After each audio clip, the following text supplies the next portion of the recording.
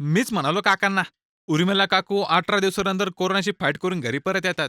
त्यांचं जंगी स्वागत झालं पाहिजे. काही म्हणा. तुम्ही ना खरंच कोरोना फायटर आहेत. ही लाईटीच्या माळ्याची आयडिया पण माझी आहे बरं का काकू. हो का? अजून एक सस्पेन्स आयडिया आहे, पण ती माझी नाहीये. हं. काकांची आहे. काकांना पण या वयातल्या रोमॅन्टिक आयडिया सुचतात राव. अयो, या या या या. अगं मास्क काढ. घरी आली आहेस तू आता.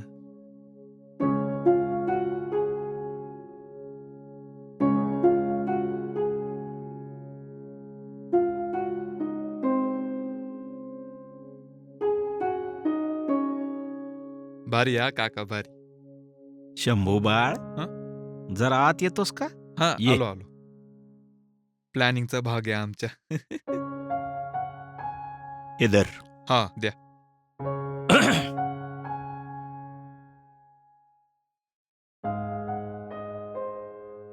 अहो, असं काय पाहताय?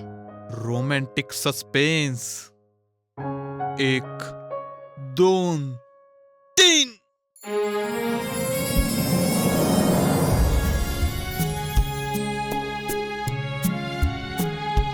अहो, एवढं कशाला? कारण तू परत आलीस.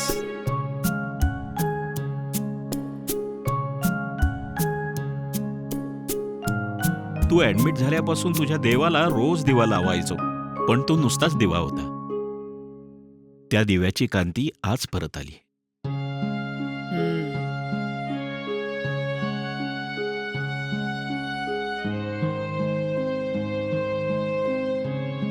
रोज न चुकता पाणी द्यायचो. तुझं एकही फूल चुकू दिलं नाहीये. पण आज त्यांचा दरवळच परत आलाय.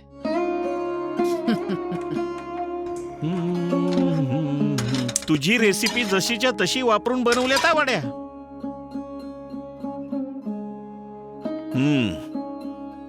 स्वयंपाक तर काय मी रोजच करायचो, पण जिभेला चव मात्र आज परत आली. घे.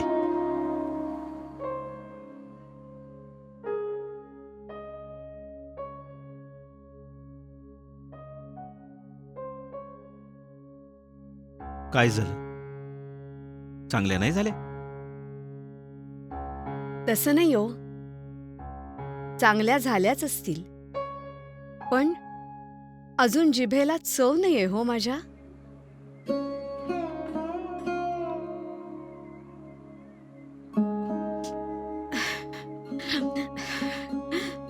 अहो, हा फोटो बघा ना. तो शंभू म्हणतो तसं खरंच रोमॅन्टिक होतात बरं का तुम्ही.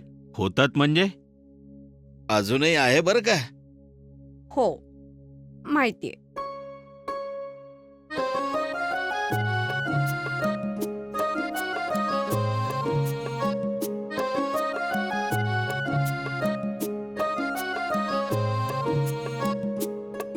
अहो, हा फोटो बघा ना. त्यावेळी कॉफीच्या ऐवजी भेळीसाठी विचारलं होतं तुम्ही मला. आणि त्या भेळीमुळे आपल्या प्रेमाचा हा पहिला व्हॅलेंटाईन चांगला लक्षात राहिलाय बरं का माझ्या. भेळीमुळे आणि त्या भेळीच्या चवीमुळे सुद्धा. हो.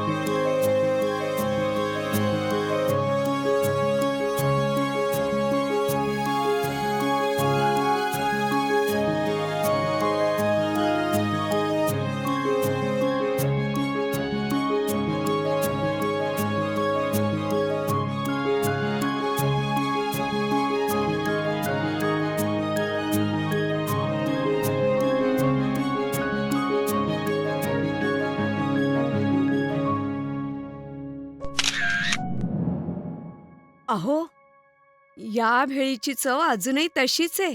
हं? अगं पण तुझ्या तर जिभेला चव नव्हती ना? अं?